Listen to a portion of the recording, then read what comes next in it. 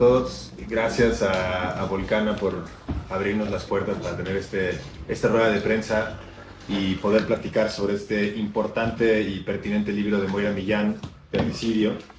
Yo soy Pablo Montaño de Conexiones Climáticas y también nos da muchísimo gusto ser uno de los coeditores del libro junto con Bajo Tierra Ediciones y Rosa Luxemburgo. La verdad es que, y Entramados Comunitarios también, ha sido un gusto poder participar de esta edición, conocer de cerca el libro, conocer a Moira, poder hablar de lo que está ocurriendo en Argentina, porque al final de cuentas, y en la Patagonia concretamente, lo que está ocurriendo en la Patagonia es un reflejo de procesos que también están ocurriendo en nuestro país y vemos normalizados a lo largo del mundo, y de ahí que creo que voltear a ver este momento tan específico de la Patagonia a través de Moira Millán, Chafe Mapuche, pues nos abre una puerta enorme, ¿no? Entender cómo opera el capital, cómo opera el poder y qué es lo que está ocurriendo, ¿no? en este proceso de despojo.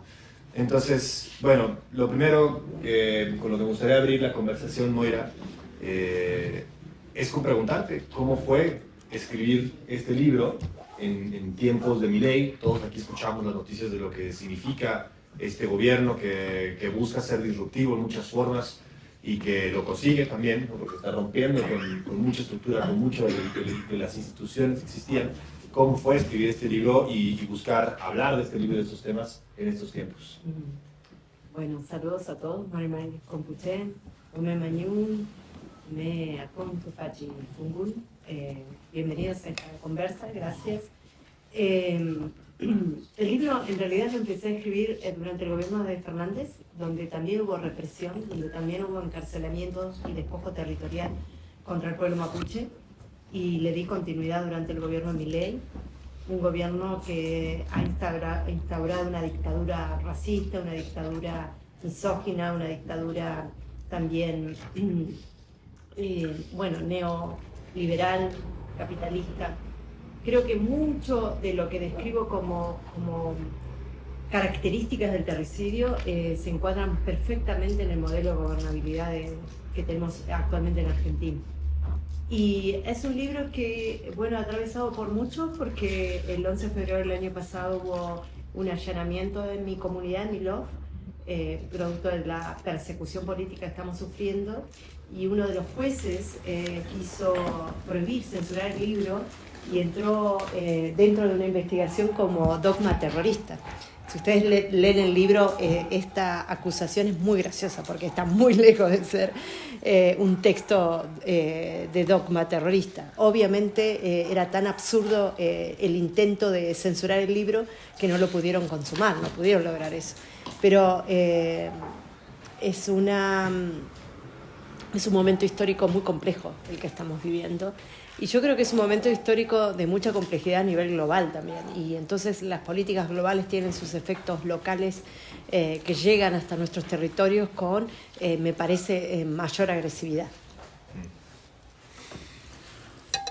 Mencionas, ¿no? Como que esto en el libro cubres varios momentos donde ha habido agresiones hacia el pueblo mapuche, hacia su forma de vivir, de comer, de parir, de existir básicamente en el mundo. Y pues sí, como lo mencionas, ¿no? Lo escribiste en la época del presidente anterior, o sea, es decir, que el proceso de despojo y de agresión contra el pueblo mapuche no es nuevo. Es algo que viene ocurriendo desde una dimensión histórica. No sé si nos puedes explicar un poco para ponernos en contexto qué son los mapuche para Argentina, ¿no? O sea, dónde separan estas dos naciones, ¿no? Claro. El pueblo mapuche ocupa desde hace 14.000 años el sur del continente. Estamos entre lo que hoy es Chile y Argentina. Nuestro territorio se llama Gualmapu. Y hemos atravesado un genocidio con todo lo que eso implica, ¿no? Hoy, teniendo en cuenta que se está viviendo un genocidio en Palestina, la analogía de que el pueblo mapuche es la Palestina de Sudamérica tiene mucho sentido. Y nuestro pueblo, luego de atravesar este genocidio con la campaña del desierto y la pacificación de la Araucanía, vuelve a rebrotar en su fuerza, en su identidad y en su lucha en el proceso de argentinización y de chilenización, reclamando su derecho como pueblo a vivir de manera plena su identidad. Hablamos de la libre determinación de nuestro pueblo. Y eso, por supuesto, a lo largo de toda la historia de estas repúblicas coloniales, ha tenido como consecuencia represión. Hoy la situación se intensifica. Tenemos un proyecto de neocolonización israelita en la Patagonia, con el anclaje de empresas como Mekorot, que están llegando a nuestros territorios, y donde el pueblo mapuche se convierte en uno de los blancos de ataque principal de estos gobiernos terricidas, porque saben también que somos un pueblo que no va a negociar. Decimos que no hay posibilidad de negociar, porque la tierra para nosotros no es un producto mercantilista, es nuestro espacio sagrado identitario, y estamos dispuestos a dar la vida en defensa de la tierra. Entonces necesitan criminalizar, difamar, convirtiendo al pueblo mapuche en el enemigo interno, en el terrorista de la Patagonia, poniendo mucho dinero, mucha campaña en comunicación para desinformar, con un periodismo que realmente son sicarios de la comunicación que se ponen al servicio de este programa genocida del gobierno. Y bueno, nosotros estamos tejiendo alianzas, estrategias con la población patagónica que quiere resguardar el territorio, ¿no? Claro. Pero estamos en un momento también, si bien de mucha agresión en múltiples formas, también en un momento histórico interesante de convergencia dentro de la Patagonia para la defensa del territorio. Podríamos entrar en los detalles de cómo se está consumando este proyecto terricida dentro de la Patagonia. No sé si lo abordo, pero te dejo ahí. Sí, me gustaría, justo entrando en ese proceso, bueno, dos cosas para poner el contexto. Creo que el concepto de terricidio nos resulta no solamente pues, ilustrativo de lo que pasa en la Patagonia, sino de pronto una forma de reconocer lo que está pasando también en otros territorios. Si me permites, me gustaría leerlo, ¿no? Este primer párrafo del capítulo de terricidio. Había que hallar una palabra para identificar los distintos modos de asesinar que tiene este sistema. Cuando logramos darle un nombre al dolor que nos atraviesa, podemos localizar dónde se encuentra la herida, extirpar lo que nos lastima para poder sanar. Terricidio sintetiza esa forma de destruir la vida en todos sus modos. Ahora, en meses recientes, vimos todos los incendios en la Patagonia, veíamos en los noticieros la cantidad de hectáreas quemadas, los esfuerzos de los cuerpos de bomberos por apagar estos incendios, la incapacidad o la, digamos, indisposición del gobierno por hacerlo también. Yo sé que tu territorio, de donde tú vienes, estuvo impactado directamente por los incendios. No sé si nos puedes platicar un poco ese proceso de terricidio, ¿no? De destruir la vida en todas sus formas que ocurre en este nuevo capítulo, cómo se vivió y cómo lo viviste tú. Hay una intencionalidad, ¿no?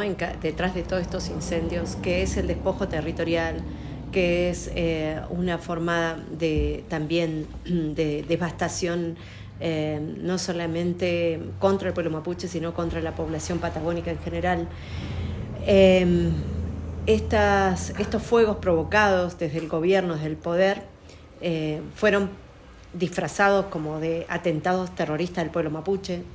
El año pasado caló un poco esa difamación, este año ya no, la gente estaba enardecida, muy enojada contra el gobierno, y ya los videos que circulaban mostrando algunos autores materiales de los incendios eran soldados israelíes.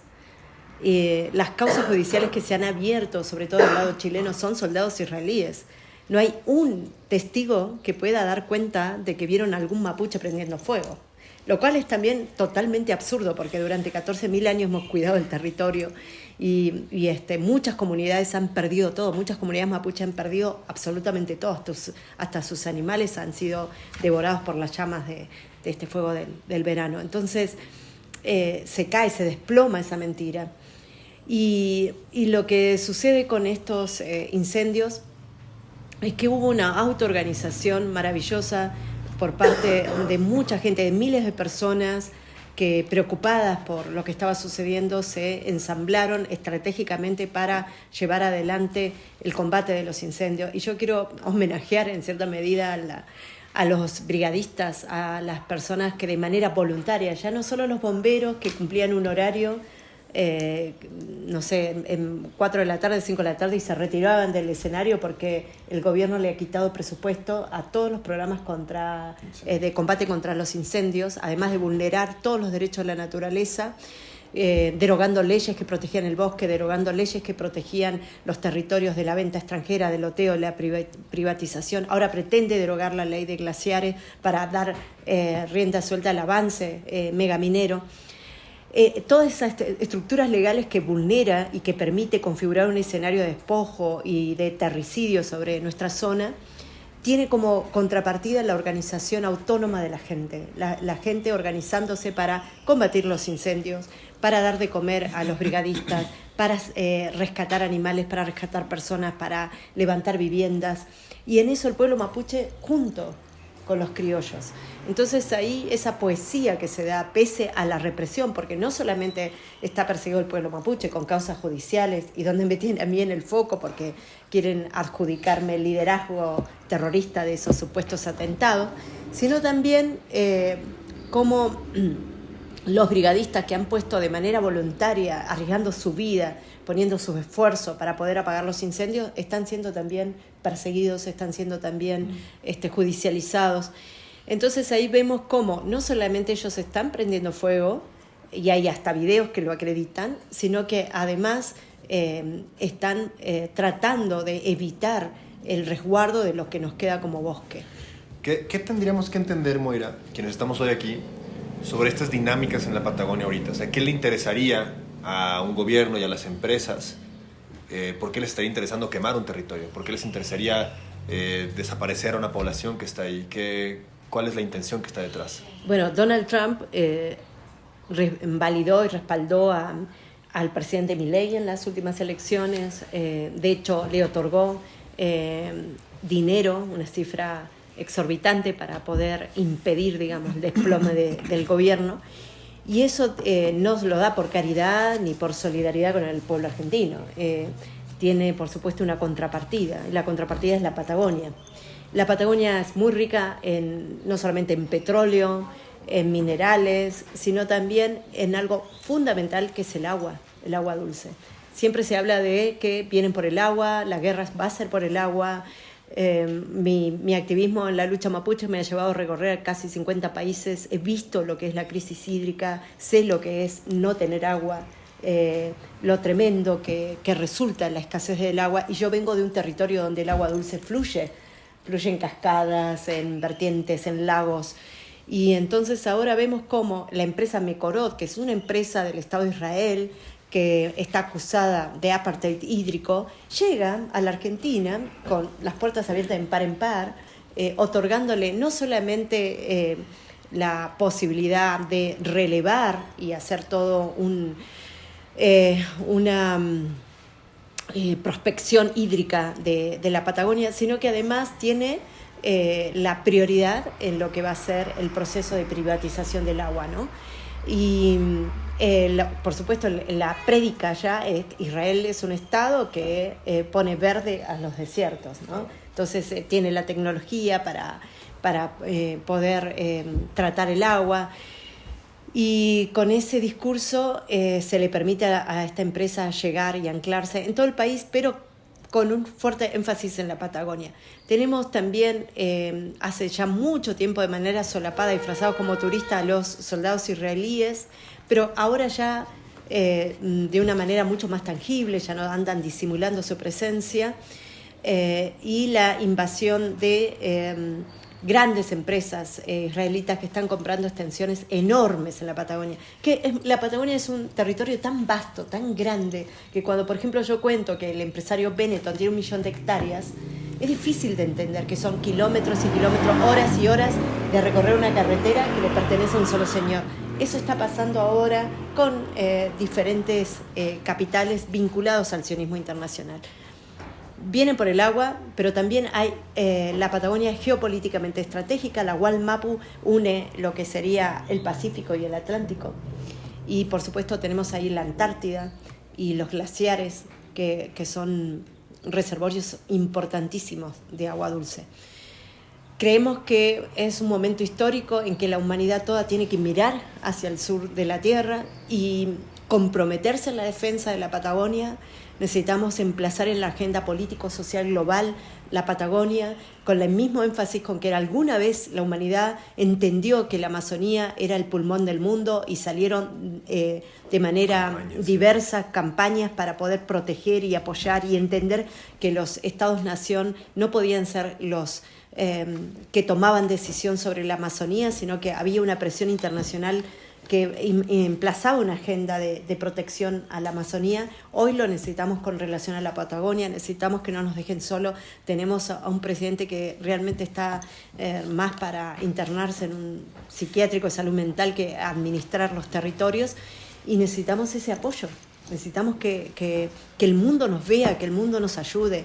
La vulnerabilidad, el nivel de persecución, hay amenazas de muerte, amenazas de detención. Incluso yo, en mi retorno, estoy atravesando ahora una situación judicial delicada. No sé si voy a poder volver y entrar a la Argentina. Estamos con todo un dispositivo de seguridad para cuando llegue a Ezeiza. Entonces, digo, esta es la democracia que nos están regalando estos modelos de gobiernos neoliberales. Y, digamos, ¿de qué discursos se disfraza esta técnica de despojo? ¿Qué es lo que vamos a escuchar al gobierno de Argentina decir? Que quizá también lo estamos escuchando en otras partes del mundo, aquí mismo en México. Sí, ¿cuáles son esas promesas que llegan ahí? Bueno, no tienen mucha creatividad ni hacen lucir su intelecto. Repiten los tips de antaño, el progreso, el derrame, la propuesta de que, bueno, con el arribo de todas estas corporaciones va a haber trabajo, desarrollo para el país, pero ya son consignas desgastadas, son consignas que ya han perdido credibilidad, la gente ya sabe que eso no va a ocurrir. Y por suerte tenemos también la experiencia, los antecedentes de otras zonas del continente donde ha habido lucha, donde se ha demostrado que estos modelos de desarrollo han traído solo pobreza y contaminación. Entonces hay una tensión social. Sí. No es que la gente aplaude frente a estos anuncios. Y también vemos un nivel de mediocridad en la dirigencia política que da vergüenza ajena. Digo, diputados que hablan que son piedritas, hablando de los periglaciares, con un nivel de ignorancia absoluta y ni siquiera interés de investigar un poquito de los periglaciares como piedritas que están ahí, que no sirven para nada, que no va a haber afectación con la explotación minera sobre esas zonas. La gente ya se da cuenta de que eso no es así. Y hay algo muy interesante. Cada vez que hemos sido en la Patagonia afectados por megaproyectos, nos hemos vuelto expertos, nos volvimos expertos en el lenguaje antiminero. Tuvimos que entender cómo era el proceso de sustracción. Con el fracking nos pasó lo mismo y ahora nos está pasando también volvernos expertos con el tema del agua y fundamentalmente de los incendios. Entonces yo creo en esa Patagonia rebelde, creo muchísimo en esa Patagonia que no van a poder hacer lo que han hecho en otras zonas porque la Patagonia va a estar de pie y va a decir no. Lo que estamos esperando que no signifique es una masacre, que esperamos que el mundo pueda de alguna manera presionar sobre el gobierno argentino. Y tenemos lamentablemente un blindaje, o sea, son poderes que se blindan, no solamente legalmente derogando leyes, sino que también hay un blindaje mediático que evita que estos temas sean tratados en profundidad y en veracidad en los grandes medios de comunicación. Que ustedes estén aquí es para mí un acto de solidaridad y de compromiso importantísimo y les agradezco. Que pueda salir en la prensa mexicana lo que la prensa argentina calla, me parece algo muy, muy importante. Que podamos encontrar en distintos rincones de esta Indoamérica un periodismo comprometido, un periodismo veraz, que realmente contribuya a poner en la luz o sobre la luz estas verdades que están siendo ocultas o que están siendo opacadas por estos gobiernos, nos vuelve a dar fe en esta profesión, porque la verdad es que allá en los grandes medios de comunicación solo tenemos sicarios que responden a estas patrañas del gobierno. Y ya para dejarle la palabra a las y los compañeros periodistas, quisiera terminar con una pregunta de ¿qué significa la tierra para los mapuche? O sea, para que acabemos de entender, ¿no? Esta relación que nos acabas de platicar que está en disputa, ¿qué significa para ustedes como pueblo la tierra? La tierra es la tierra es sagrada. es la vida y es un espacio de construcción identitaria, es un espacio de fortalecimiento espiritual, es un espacio de desenvolvimiento cultural, nos determina quiénes somos como individuos, determina quiénes somos como pueblo, como nación. Sin territorio, mapuche significa gente de la tierra. Sin tierra no hay gente. Mapuches.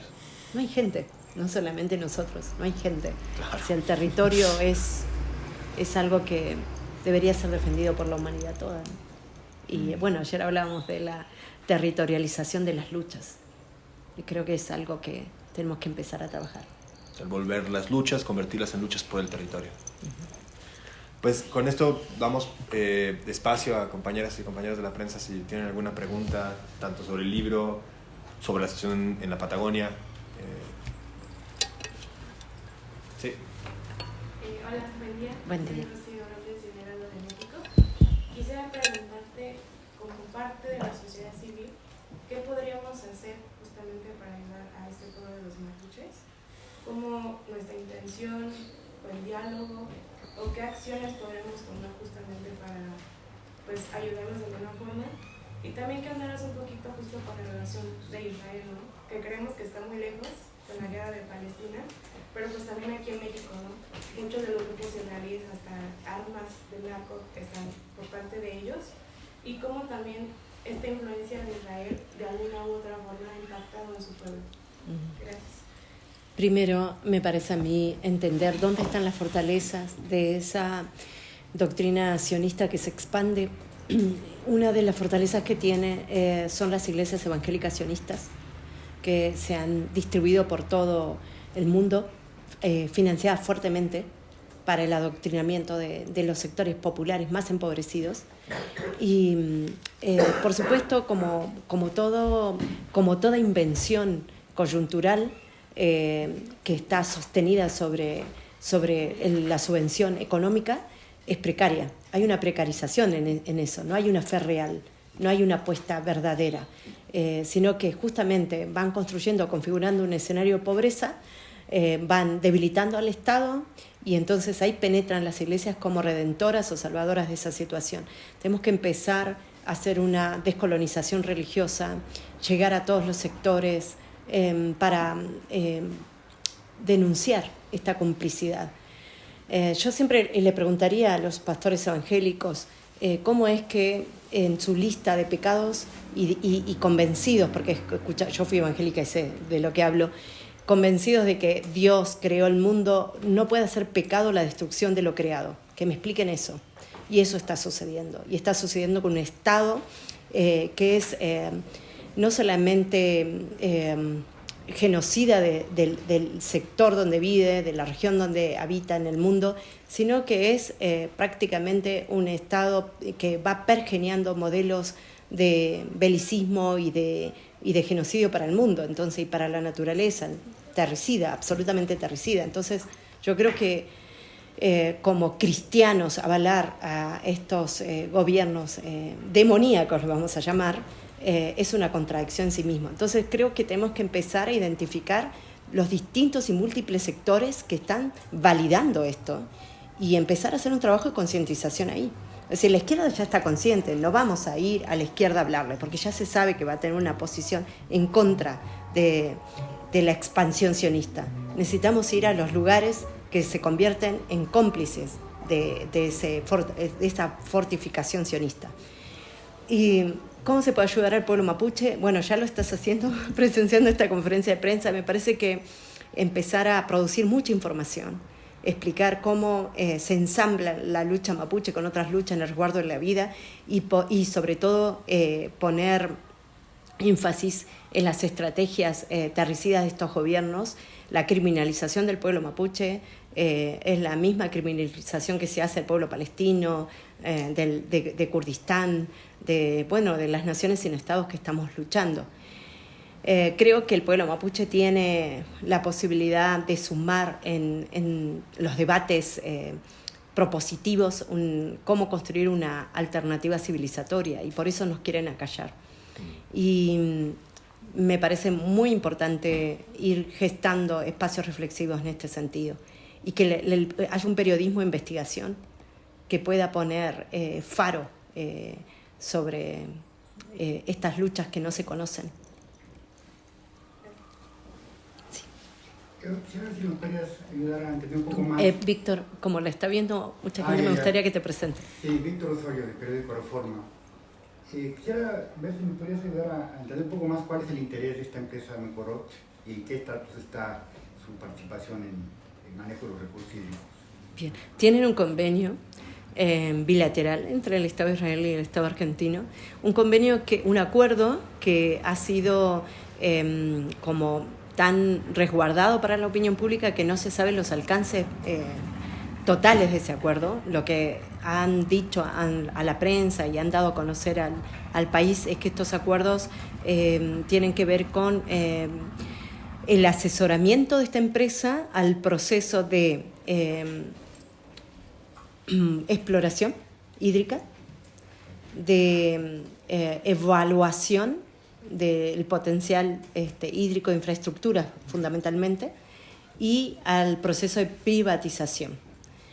El cuarto aspecto que no conocemos en detalle es la ejecución de esa privatización y cómo sabemos que hay, por ejemplo, en la zona donde yo vivo en la provincia de Chubut, que es la zona donde se produjeron los incendios, justo en la zona de la cordillera de los Andes, ahí vivo yo. Ahí, por ejemplo, sobre el río que nosotros estamos defendiendo, hay un proyecto de acueducto que estaría en manos de Mecorot. Este acueducto iría para suministrar agua a las empresas petroleras, porque hay una crisis hídrica en la zona petrolera. Entonces, toda esta infraestructura que se piensa no es para el regadío de las chacras, ni para el suministro de agua potable, sino que se piensa directamente vinculadas a la megaminería y a los hidrocarburos. El agua dulce es algo escaso en el mundo y el arribo de Mecorot lo que busca es apropiarse de este elemento fundamental. Que además que con el fenómeno del cambio climático, mucha del agua que estaba en reservorios de glaciares se vuelve disponible a partir del derretimiento de estos glaciares, ¿no? Entonces hay más agua, digamos, disponible en un corto plazo, sí, en esta región. El negocio del agua dulce también es todo un tema que sería bueno que se pudiera investigar, ¿no? Y las empresas que son las principales beneficiarias de la explotación del agua dulce. Yo he estado en lugares donde no hay agua y he visto llegar buques con agua dulce que llenan tanques en determinadas islas a precios siderales. O sea, es un lujo acceder al agua.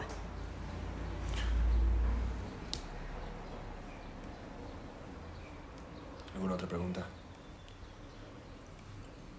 Yo hago eco, Moira, ahorita se vienen 3 casos muy concretos de formas de terricidio que creo que vamos a experimentar en nuestro país.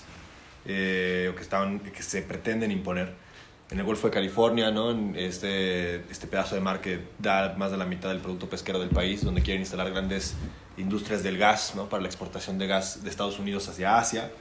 En la península de Yucatán, que a partir del Tren Maya hay una serie de apuestas de desarrollos turísticos, inmobiliarios, de agricultura industrial, que también pues sí, pretenden como aprovechar esa tierra ociosa, esa selva ociosa, como le llaman, ¿no? Que en realidad es lo que está sosteniendo la vida.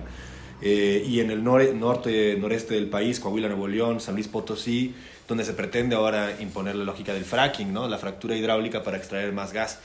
Creo que en estos 3 casos hay un discurso que se repite, que dice sin imaginación del desarrollo de un territorio que no está siendo aprovechado, incluso se dice que está olvidado, ¿no? Y hay que acordarnos de él a partir de estos megaproyectos. Que yo creo que resuena, ¿no? La advertencia que tú nos pones aquí en Terricidio para organizarnos, ¿no? Y quizás sumando a la primera pregunta que hacían, ¿cuál es ese llamado que tú haces a los pueblos indígenas y no indígenas frente a estos modelos y proyectos de despojo? Para mí no tenemos tiempo que perder. Necesitamos ir ya ensayando mundos alternativos en paralelo a este modelo civilizatorio. Es decir, que esperar que se desintegre este modelo civilizatorio para crear una alternativa, creo que eso no va a ser posible, porque cuando lo querramos crear, el mundo ya va a estar destruido. Entonces necesitamos ir ganando espacios, territorios para el resguardo. Hay una consigna que me gusta mucho cuando marchamos que decimos: la tierra robada será recuperada, amada, cuidada y nunca negociada. Creo que ese cantito callejero y popular de rebeldía e insurgencia sintetiza el horizonte en el cual tenemos que caminar, ¿no? Gracias. Yo tengo una pregunta, Sí. pero soy Justina Howard, de Cuadra. ¿Qué consejo le das tú a los jóvenes? Porque al final de cuentas estamos hablando de algo que va a pasar, que algunos de aquí no veremos, pero que tienes hijos, que tienes nietos. ¿Cómo podemos hacer que la juventud se haga consciente del cambio que se tiene que hacer para preservar la tierra? Yo creo que más que consejo le pediría perdón, disculpa a la juventud por este modelo de sociedad que lamentablemente le hemos heredado, ¿no?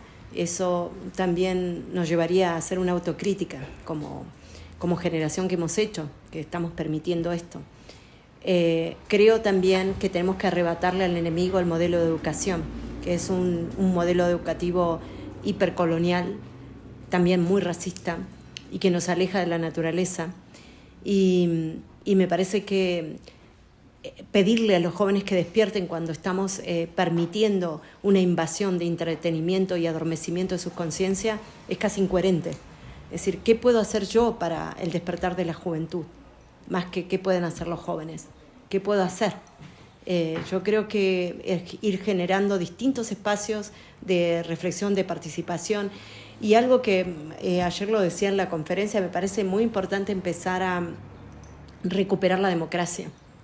Recuperar la democracia en sus diferentes formas, desde plantearnos, quitarle el monopolio de la democracia a los partidos políticos, que no están a la altura de la historia, que están traicionando la voluntad de los pueblos, y empezar a pensar cómo logramos, por ejemplo, un sistema de representación que nos permita ser partícipes, es decir, cómo logramos democratizar el sistema de representación y donde los movimientos sociales, las organizaciones de base puedan acceder a escaños, acceder al poder incluso, sin tener que convertirse en partidos políticos. Eso sería como, por ejemplo, una iniciativa a trabajar con la juventud. ¿Cómo podemos democratizar la educación, la salud? ¿Cómo empezamos a intervenir de manera directa? Ojalá, yo me imagino un mundo donde podamos empezar a constituir asambleas por el buen vivir y discutir qué es el buen vivir para cada uno de nosotros. Y que en vez de haber comunas vecinales, tengamos estas asambleas donde podamos consensuar el arte de habitar el mundo. Creo que este tema ayer hablamos de las alianzas o no alianzas, yo digo que ya no estamos en condiciones de hablar de alianzas, ya no hay aliados. Lo que podemos generar en este momento histórico son consensos y avanzar sobre esos consensos.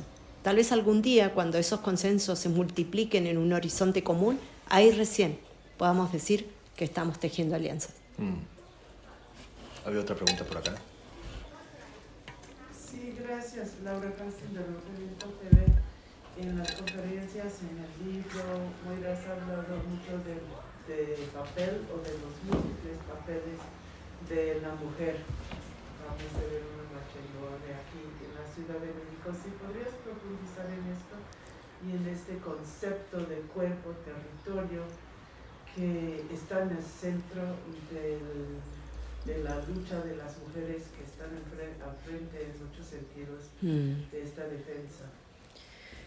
El concepto de cuerpo-territorio que van argumentando, esgrimiendo los distintos pueblos indígenas, tiene mucho sentido en esa territorialidad que habitamos. Esto de que yo traigo acá la defensa del río Carrelefú, que está siendo amenazado directamente por Mecorot y su acueducto. El río atraviesa mi territorio, tomo agua de ese río trae información. Cuando comemos las semillas, las plantas, los cultivos que tienen memoria milenaria en nuestro territorio, estamos comiendo esa información, nuestro cuerpo se alimenta de esa memoria ancestral. Por lo tanto, donde nosotras vamos, el río habla a través de nosotros, la montaña habla a través de nosotros, el bosque habla a través de nosotros, nos constituye de manera integral esa territorialidad, y por eso también la amenaza de la vida de esos territorios es una amenaza directa a nuestra existencia como mujeres, como pueblo, pero sobre todo en el rol protagónico que ha tenido las mujeres mapuches en la defensa de la territorialidad ha sido no solamente histórica, sino en presente. Tenemos el caso de nuestra Lamguén Julia Chunil, que sigue desaparecida, y que la aberración jurídica o judicial, digamos, del Estado chileno lleva a detener y encarcelar a los hijos que buscan a su madre, que están denunciando la desaparición. Esa aberración grotesca, malvada, siniestra de los Estados-nación, que ya no disimulan su racismo y la persecución que tienen contra nuestro pueblo, da cuenta de cómo las mujeres defensoras de los territorios están vulneradas y están siendo también parte de ese blanco de ataque. Y me parece que el feminismo de todo el mundo debería abrazar las luchas de las mujeres indígenas, sobre todo de las defensoras territoriales, y generar dispositivos y alertas globales para denunciar cuando estas acciones perversas se consuman, como es el caso de la desaparición de nuestra Lamguén Julia Chunil, que vamos a seguir pidiendo la verdad, la justicia sobre este caso, y por supuesto la liberación de sus hijos, de sus hijas.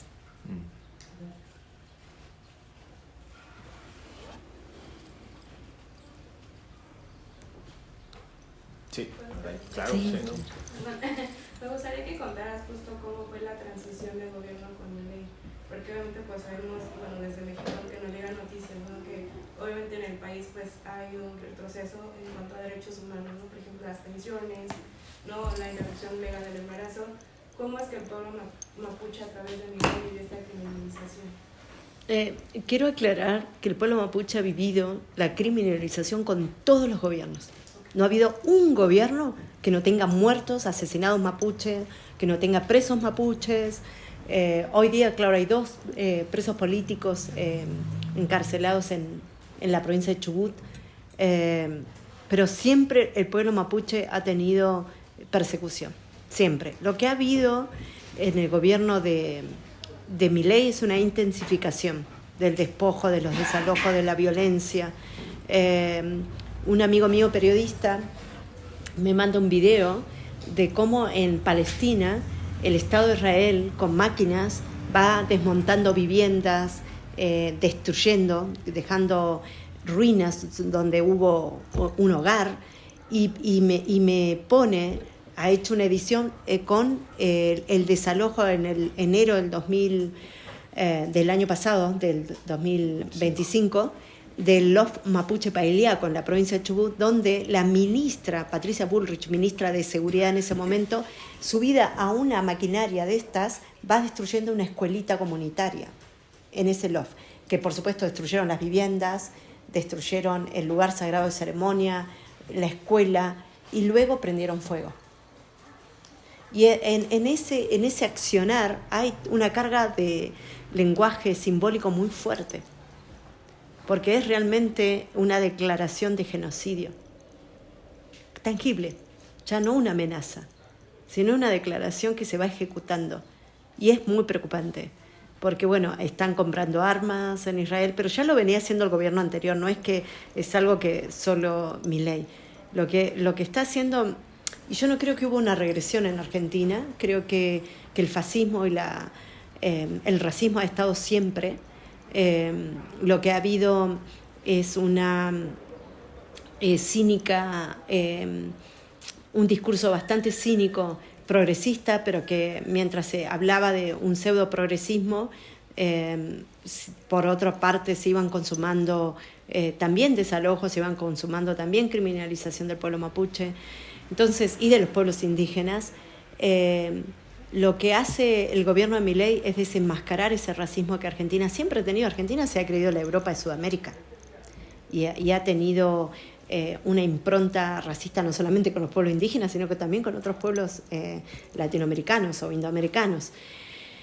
Entonces, me parece que es de fondo el asunto, es mucho más estructural, hay que trabajar eso. Hay, por supuesto, una parte del pueblo argentino que no es racista, una parte del pueblo argentino que sí ama la naturaleza, una parte del pueblo argentino que se identifica con la lucha de los pueblos indígenas y en particular la lucha mapuche. Pero la habilitación de Milei, o sea, no nace de la nada. Milei es el resultado de algo. Lo que falta es autocrítica, fundamentalmente en los sectores políticos partidarios.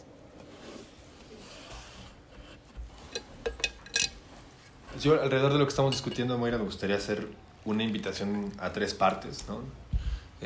La primera, a leer el libro, a conocer este concepto de terricidio y además todo lo que cuenta el libro empieza relatando distintos aspectos de la vida del pueblo mapuche, ¿no? y cómo se entienden distintas partes de este pueblo, ¿no? O sea, habla de la raíz, del camino, de la Puelmapu, de las madres, las niñeces, los ancestros y ancianos, ¿no? Las mujeres, los hombres.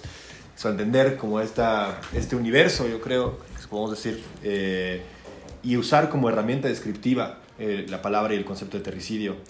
La segunda parte sería invitar a hablar de la Patagonia y este plan de despojo que está en marcha, que no se limita a los incendios y que no se debe leer únicamente como un fenómeno del cambio climático, los incendios, sino como, digamos, la instrumentalización de un momento crítico climático que sí pone las condiciones para que se propaguen más rápido los incendios, pero que está siendo aprovechado por este plan de despojo que mencionaba Moira. Y tercero, a construir estos consensos rápidos para enfrentar estos modelos de despojo que no solamente se limitan a Palestina, a Gaza, a Irán, a la Patagonia, sino que también están en nuestro país, a identificarlos y a construir cuáles son esos consensos, ¿no? Yo creo que son 3 partes de una misma invitación que podemos sintetizar de la conversación de hoy aquí. Pues si no hay alguna otra pregunta, podemos cerrar la rueda de prensa. Dejar un momento aquí para tener conversación 1 a 1 con Moira. Pues muchísimas gracias por su atención y por asistir.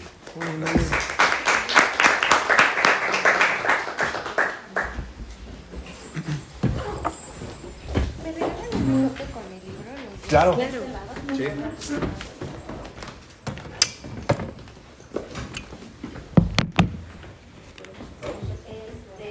No hay que dar... No,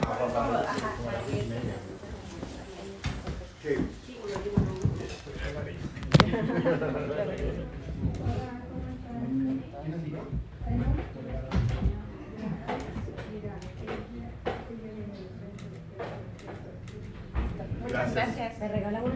Sí.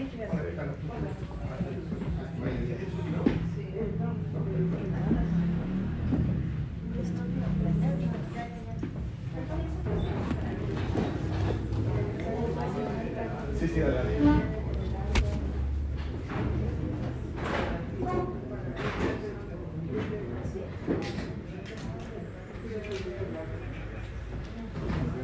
Nos vemos. Igualmente. Me imagino. Pero igual viendo como salida del libro, lo que ustedes...